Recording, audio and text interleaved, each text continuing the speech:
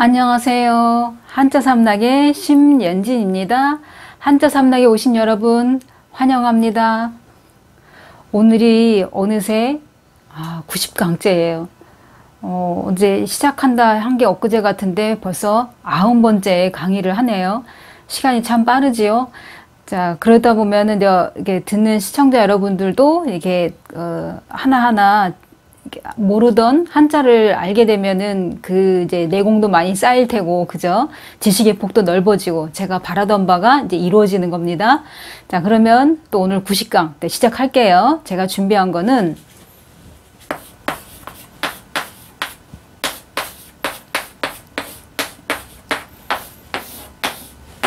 짐승수. 자, 이 짐승수라면은 우리 귀에 익숙한 거는 뭐 맹수, 저런 금수만도 못한 뭐 금수, 아니면 인면수심. 얼굴은 사람인데 마음속으로는 막 그 동물적인 그런 아주 나쁜 마음을 가졌을 때 그런 말을 많이 하잖아요. 그러니까 사람으로 어떤 상식 밖의 이런 행동을 할 때, 그다음에 뭐 야수, 미녀와 야수 할 때, 들짐승들 이런 거 할 때 이제 쓰는데, 그럼 이제 이 뒤에 있는 거는 이제 개견인데, 개견이 변으로 나오게 되면, 왼편으로 나오게 되면 이렇게 바뀌어요. 근데 오른쪽에 있기 때문에 그대로 지금 써져 있는 거고, 그 다음에 앞에 있는 거는 뭐냐면, 이거는 자전에도 있어요. 짐승휴. 자, 이 앞부분은, 요 부분은, 자, 짐승휴. 그래서, 짐승을 뜻하는 건데, 우리는 짐승휴 이거 단독으로는 잘 우리가 모르잖아요. 그러면 외우기 쉽게, 한자는 연상이라고 했잖아요. 그죠? 잘 외우기 쉽게 제가 이제 설명을 해드릴게요. 자, 옆에 개견이 나왔어요.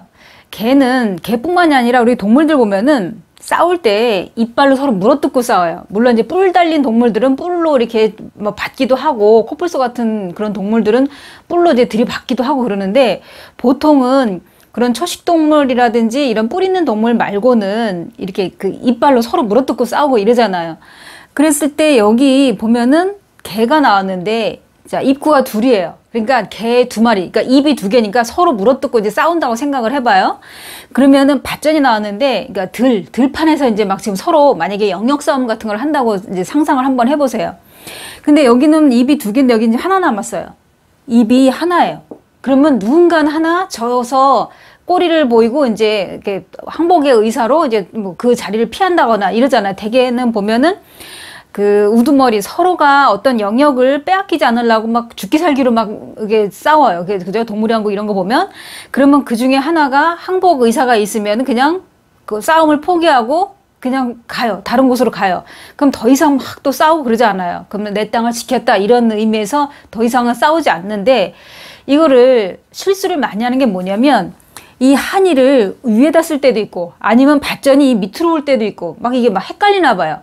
그러면은 헷갈리지 않게, 실수하지 않게 하려면, 자, 두 마리의 개가 밭에서, 그러니까 밭전이니까 물론 이제 들판에 싸우겠죠. 밭에서도 물론 싸울 수 있겠고, 자, 밭에서 싸우는데 한 마리, 그러니까 입이 하나잖아요. 한 마리의 개가 남을 때까지 싸운다. 그러면 뭐가? 짐승이 이제 그렇다 이런 얘기잖아요. 그죠?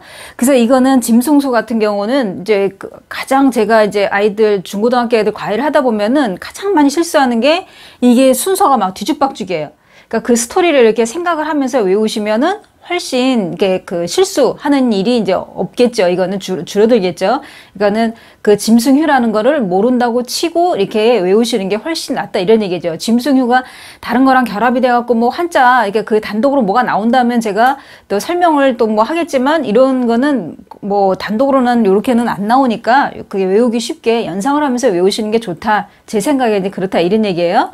자, 그러면은 또 다른 글자로 넘어가 볼게요.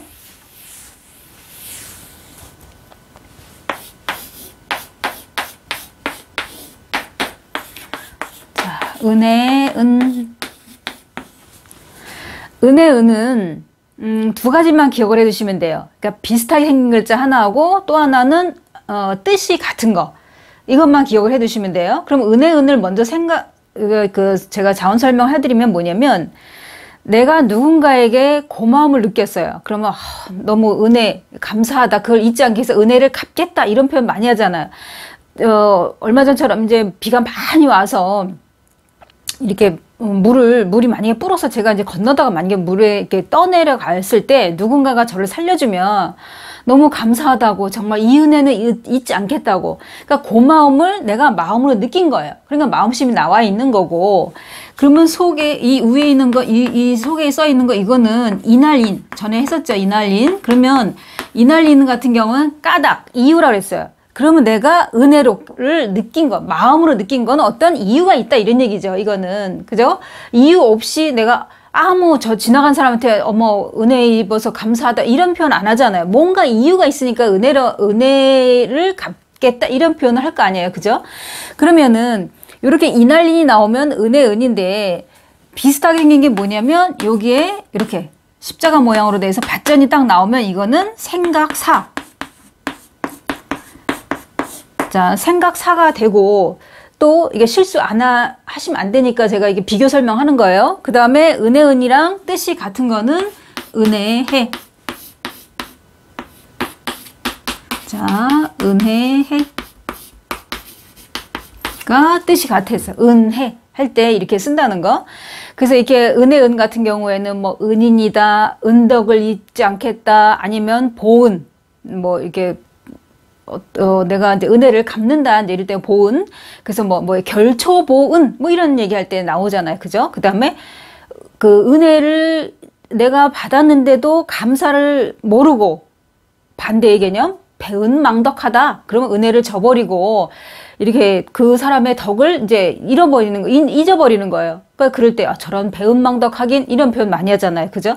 그럴 때 이 은혜 은자를 쓴다는 거. 쓸 때 생각사랑 헷갈리지 마시라는 거 잊지 마시고요. 은혜해랑 짝꿍이 된다는 거, 이거 두 가지만 기억해 두시면 돼요. 이제 이응 가슴과 지읒으로 갈게요.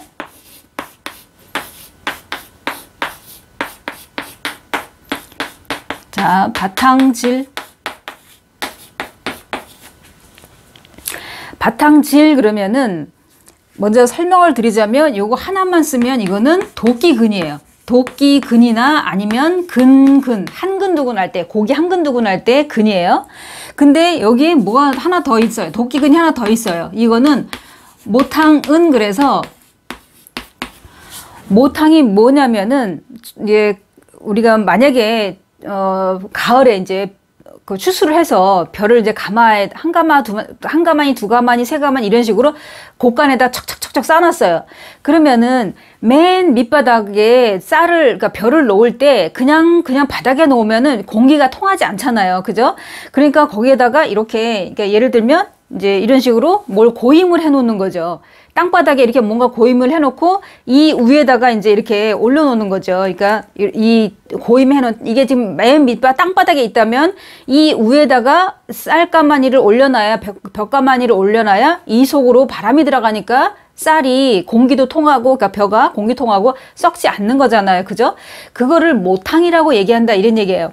그래서 이거는 모탕은 같은 경우에는 지금 여기 조개패가 나왔어요. 조개패가 다른 글자랑 결합이 돼서 나오면 돈이라고 그랬어요. 그러면 그때 당시에는 그 벼라든지 쌀, 아니면 배틀에서 옷감잔, 이런 것들이 다 돈이나 다름이 없었어요. 그러니까 돈의 가치가 되는 거죠. 그래서 옛날엔 세금도 이렇게 벼, 쌀 이런 걸로 내고 그랬잖아요. 그러니까는 여기에서 보면은 이 쌓아놓은 게 물론 벼도 될 수 있고, 또 아니면은 또 다른 곡식돌, 뭐 무슨 수수라든지 보리쌀이든지 뭐 이런 거 얼마든지 이렇게 쌓아놓은, 이렇게 처덕처덕 쌓아놓으면 그 맨 밑에 공기가 잘 통하도록 해놨다고 했는데, 이 쌓아놓은 것이 곧 돈이 될 수 있다. 뭐 깨도 그렇고 다. 그러니까 여기에 그런 여러 가지 돈의 가치가 될 만한 거를 그냥 대신해서 조개패가 나온 거죠. 이거는 조개를 싸놓는다는 게 아니라, 그러니까 돈의 가치가 될 만한 거. 그러니까 혹시 식물 같은 경우에는 이거를 모탕을 해놓지 않고 쌓아놓으면은 공기가 통하지 않아서 썩을 수 있으니까 그런 것들을 쌓아 올릴 때 모탕을 해놓는다, 이런 얘기예요.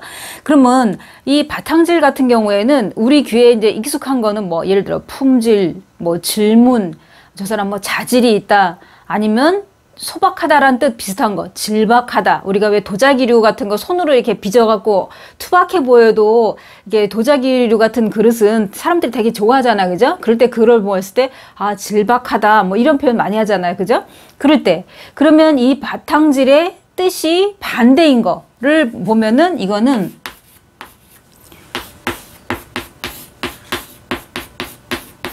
헤아릴 양.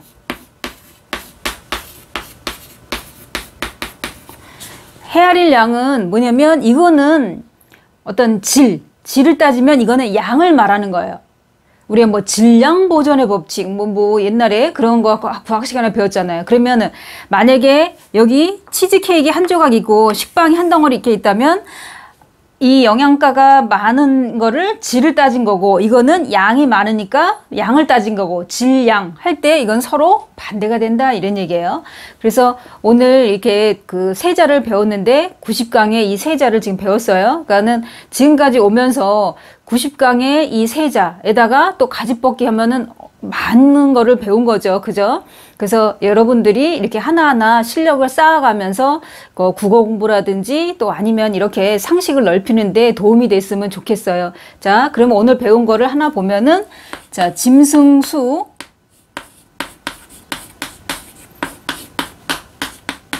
짐승수도 있었고, 그 다음에 우리 이응에 가서 은의 은.